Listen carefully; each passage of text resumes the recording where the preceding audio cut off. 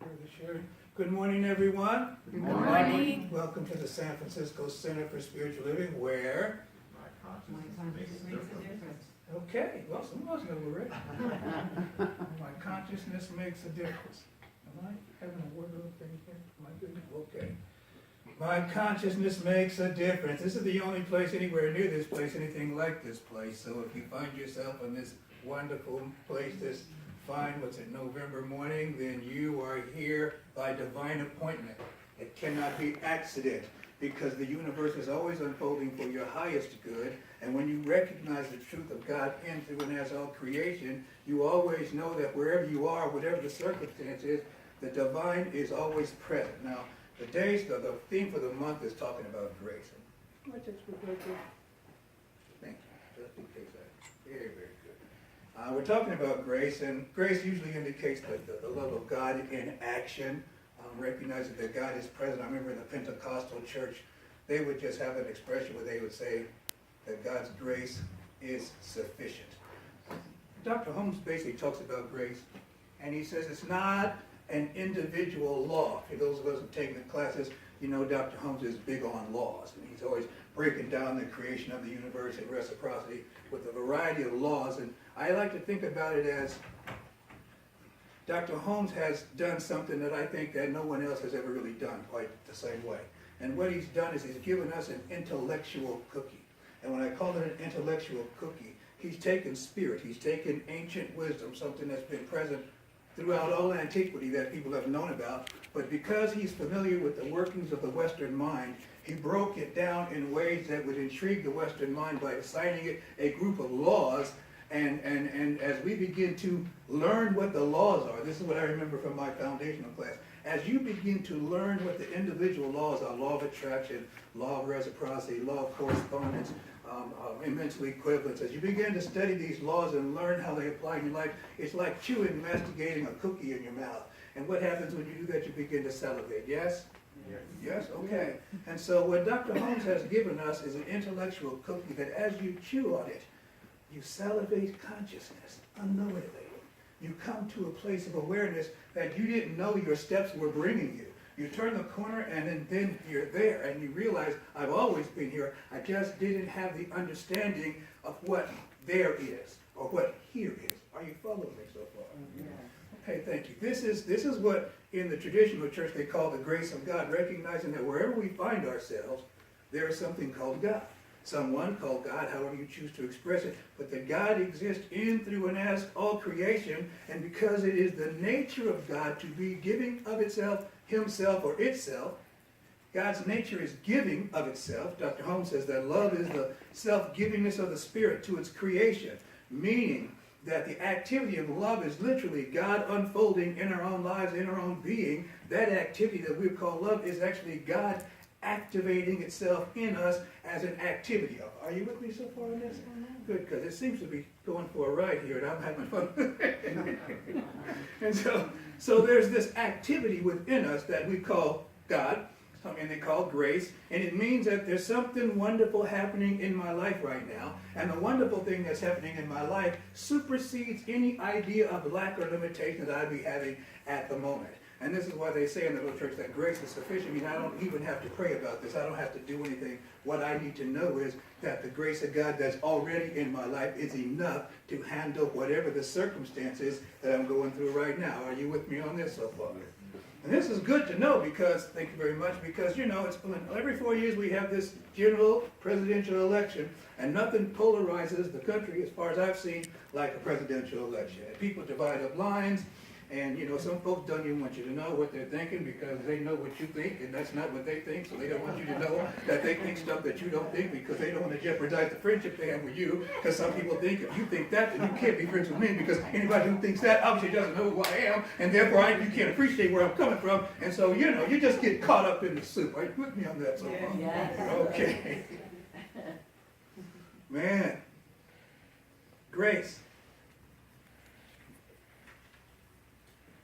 Today we're talking about grace is. When I say grace is, we want to define what grace is. We talked about it being self-givingness of spirit. Dr. Holmes said it's not an individual law, meaning it doesn't have an identity of itself. It's an individualized law, which basically means it's a synthesis of all the laws he's put together so far, and as you individualize it in your own life, make it personal to yourself, that is grace happening.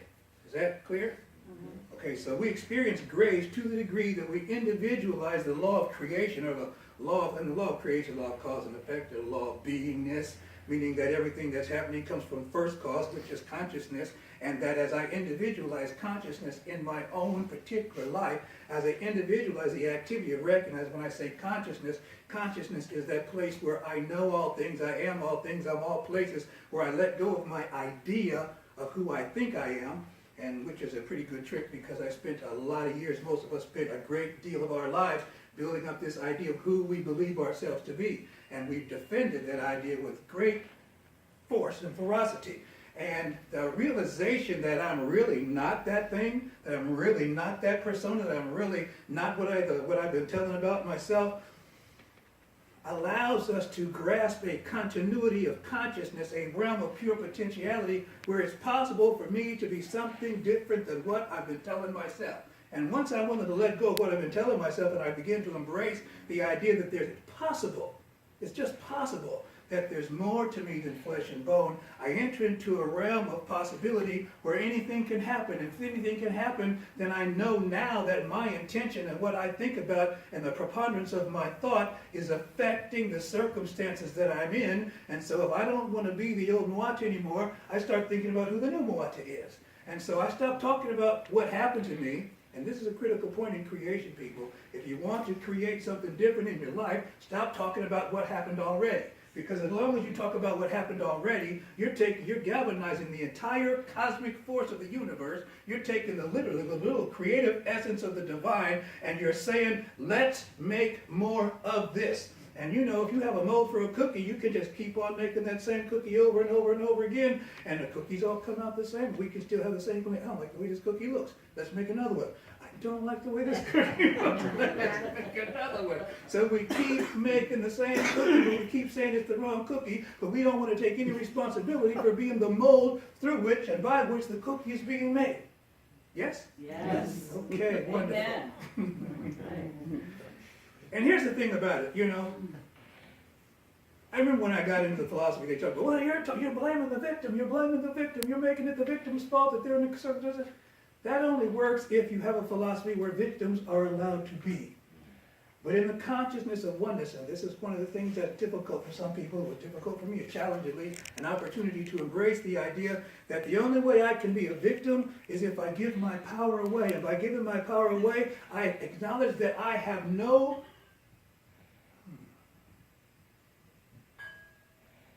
fight in the mix. No fight in the mix is good, but what's working for me is in order for me to stay as a victim, I have to accept the fact that I am powerless to change my life. And if you're powerless to change your life, you are indeed a victim. Congratulations, you made it. You get to wave the flag, you get to wear the badge, you know the secret handshake. Everybody says, okay, that person over there is a victim, don't mess with them, they can't control their life, there's nothing they can do about it, they're out of control, and God bless them, you know?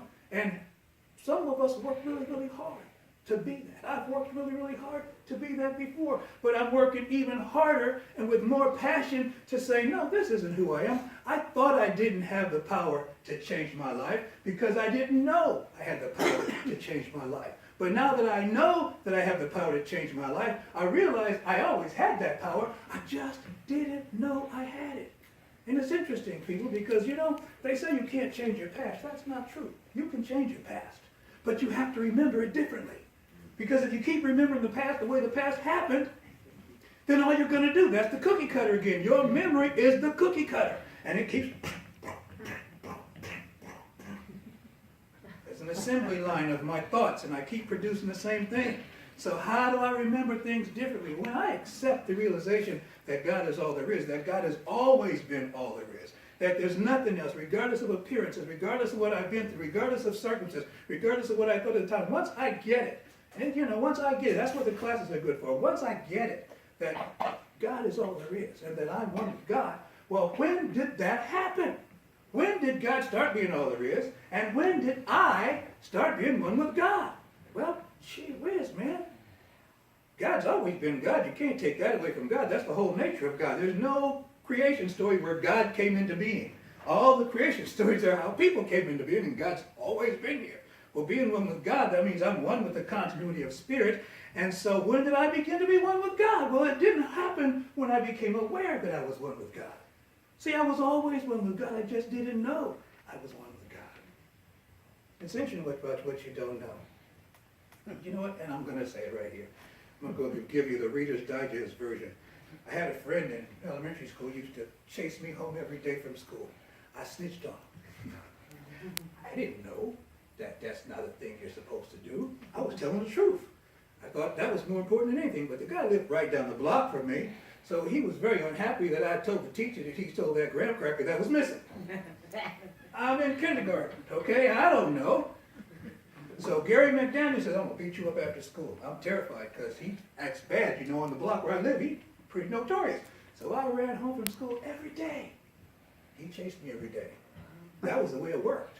I knew at 3 o'clock it was on. He knew at 3 o'clock it was on. It was a race. Fortunately, I was faster than him. One day I wasn't feeling well. And so Gary chased my little brother home. He's about 2 years younger than me. My little brother's not quite as fast as me. So Gary caught my brother and began to fight my brother. And my brother won the fight. His big brother, which is a year older than me, jumped in the fight, and my brother beat him up too. So now everybody's coming back to me, telling me how my brother beat up Gary and Butchie on the same day.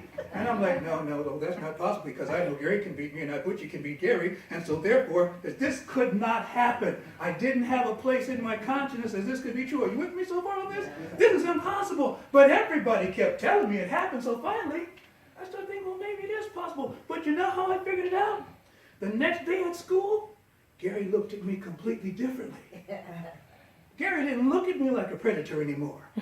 He looked like he was afraid of me. Well, of course, when I saw that he was afraid of me, it emboldened me.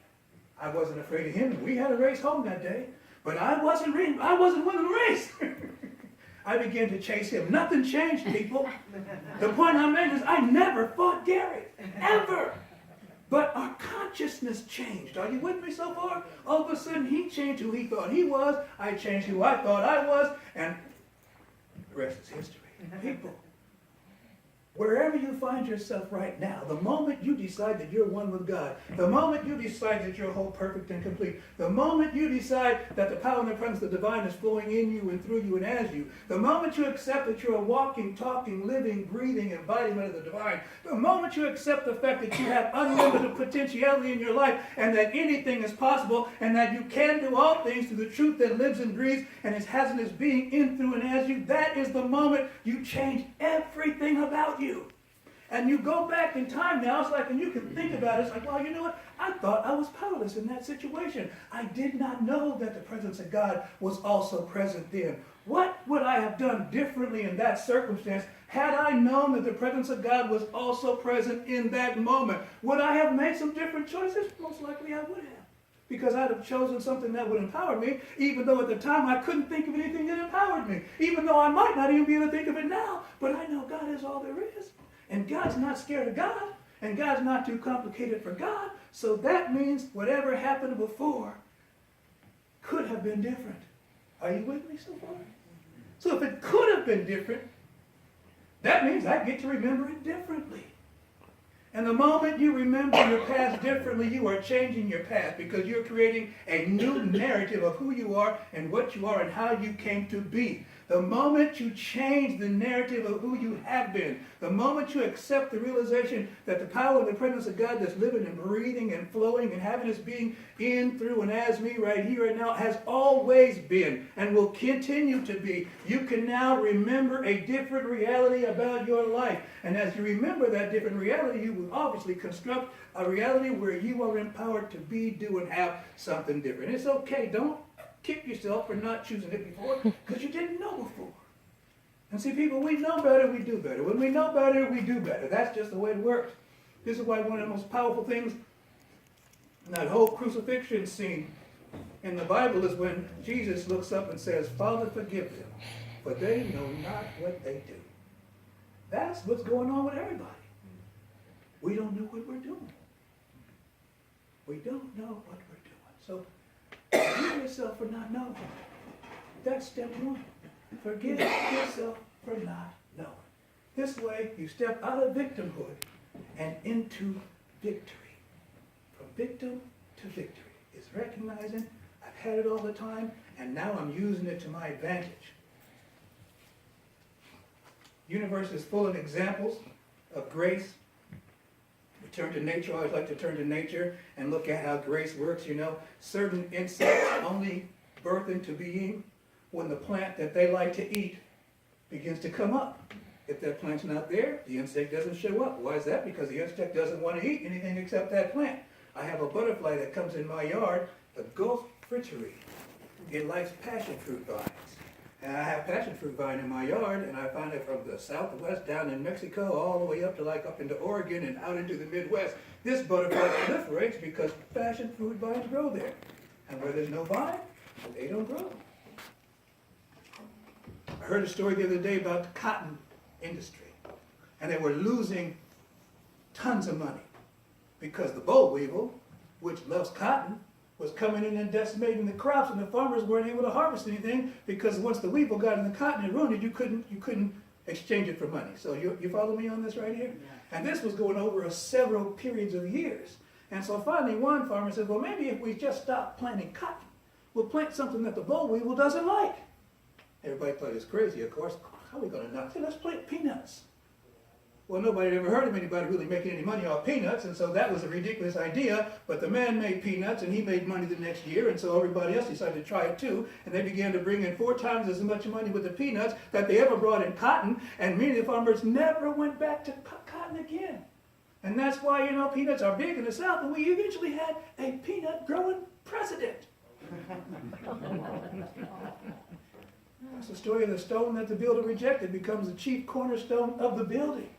The part of you that you reject can be the most important part of yourself. We said, no, we don't want any lowly peanuts. But then we said, let's cultivate the peanut. Let me cultivate that part of myself that I don't think has any power. The part of me that I don't think can do, be, and have the life of my dreams. Boll weevil didn't like peanuts. So he didn't come. After a few years, they went back to cotton. Boll weevil never came back.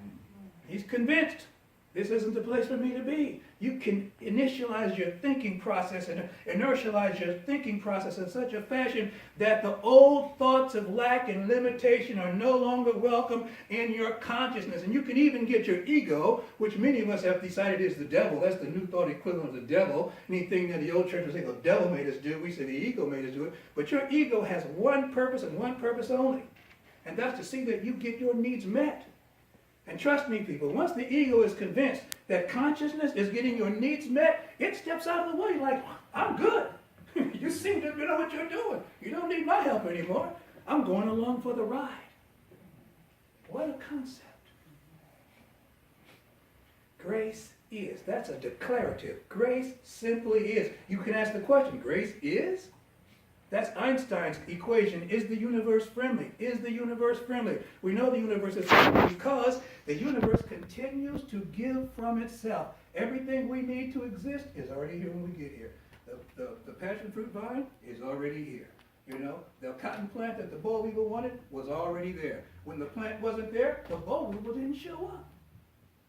Everything we need for our lives precedes us. This is the story of creation, where they say God made the entire creation in 5 days, and on the 6th day made human beings, and everything was necessary for a human being to be here was already here in the 7th day. That's enough. The point I'm making is that the universe has your back. It is a friendly universe. The grace of God, the grace is the recognition that the universe is not just have my back, it is the essence of who I am. I'm not separate from the universe. And so anything that I desire is not separate from me. And so when we know this, we begin to have a different experience of the universe because now we're a causal activity within the universe itself. When I say a causal activity, I mean with the same precision, with the same power as anything else that's happening in the universe. My consciousness is making a difference in what happens in my world because I have the ability to I want to say magnetize, or even activate whatever it is that I desire in my thinking. As I put my intention on it and my attention on it, I begin to allow that thing to grow in my own consciousness and in my own being, to the point that I can begin to recognize something that wasn't there, because the grace of God is unlimited potentiality. Unlimited potentiality. That means it can be anything that I want it to be. We talk about grace being sufficient. That means whatever I need to know, whenever I need to know it, it's always there. People, this is beautiful. I went to school taking tests with this idea.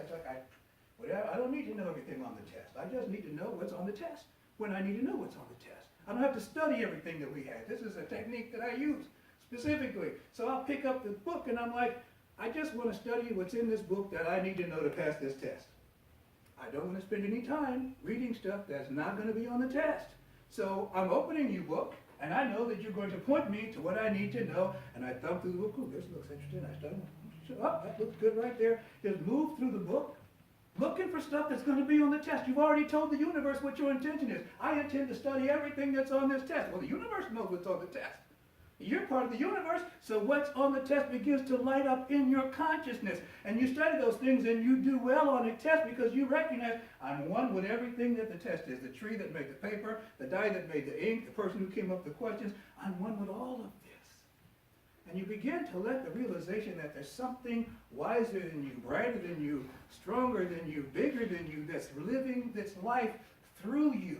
And the idea that something unlimited and potentiality and powerful is living itself through you is such an intoxicating, such a hypnotic, such an overwhelming presence and activity that the ego itself decides to lay down and bow before it, deciding, like they say, Hosanna, Hosanna, putting palm limbs before the consciousness of oneness, recognizing that, man, I would rather choose from a place of wholeness than anything else in my life. Than anything else in my life. Of course God is. Of course the universe is friendly. Everything is in relationship.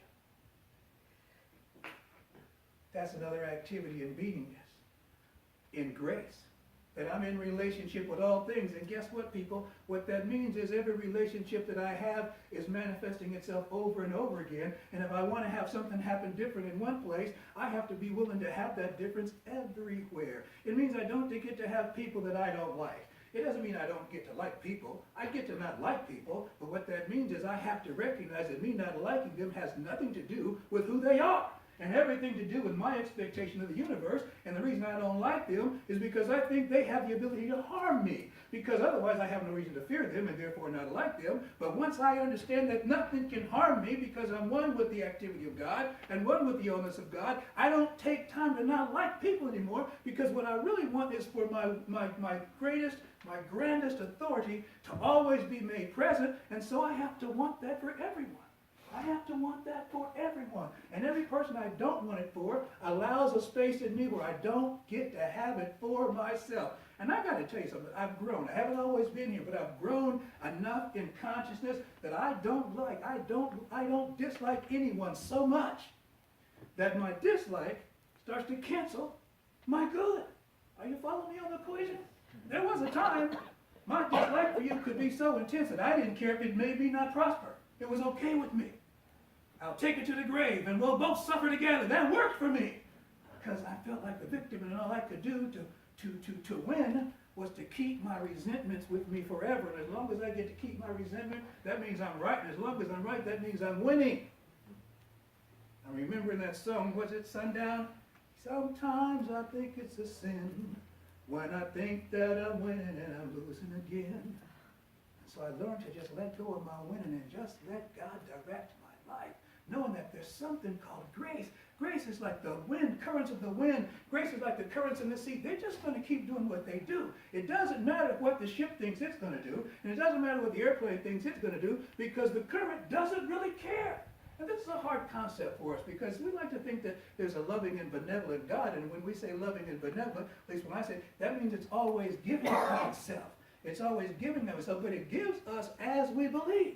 And so if we believe there's supposed to be dread and doom and gloom, then the universe says, got some dread and gloom for you right here. That's what you want. Got plenty of that. But the moment we decide we want it to be something different, the universe says, oh. There's a story about an old man was sitting outside of town. A young guy comes up and says, man, oh man, what kind of people are in this town? He says, well, it depends, son. What kind of people in the town you just left? Oh, man, those are the worst people in the world. They beat me, they threw me in jail, they accused me of all kinds of stuff. I barely escaped with an inch of my life. I got bad news for you, son. That's the same kind of people we have in this town. So the guy avoided the town. A little while later, somebody else came and said, oh man, what kind of people are in this town? He said, depends on the town you just came from. Oh man, those people were the salt of the earth. Man, they gave me a key to the city, they threw me a parade, had a big dinner in my honor. Everybody was so nice to me, it was the greatest place. That's why I'm sitting right here now. I just can't leave it, it's so wonderful. The old man said, I got news for you, son. That's the same kind of people we have in this town. People. The idea that is done unto you as you believe is the key to the city. It means I get to change my mind about everything that's happening in my life. And any place it looks like I'm losing, I'm only losing because somehow I've set up an opposition to myself that is unnecessary. And it's unnecessary because as soon as I learn whatever I need to learn about it, I can let it go. But people, that's how we learn. And that's how we grow. Problems are not the problem.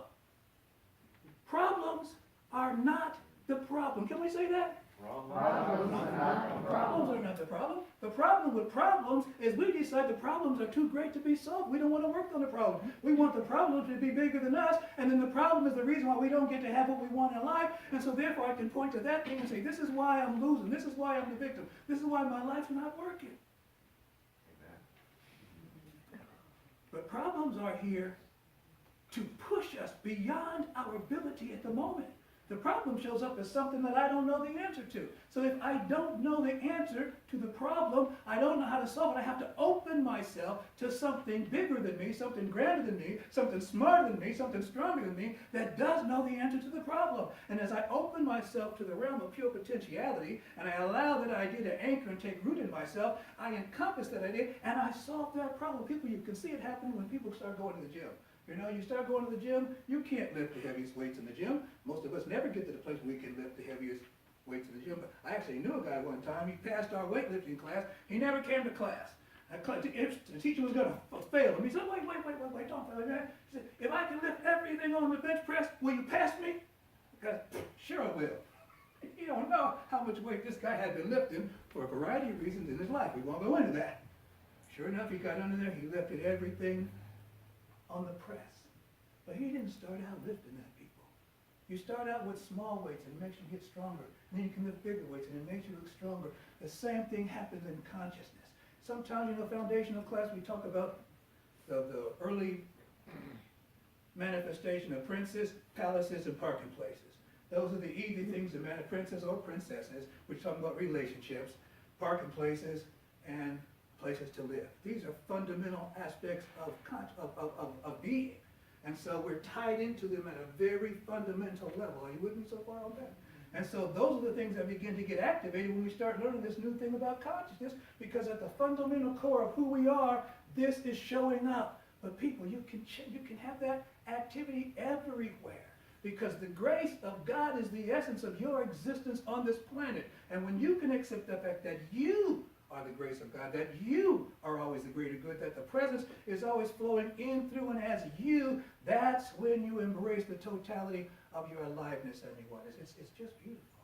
It's just, we're going to be talking about grace this whole month. Grace and gratitude. And it's about being empowered to know the truth about yourself and to be able to step lively in that truth and manifest from that place.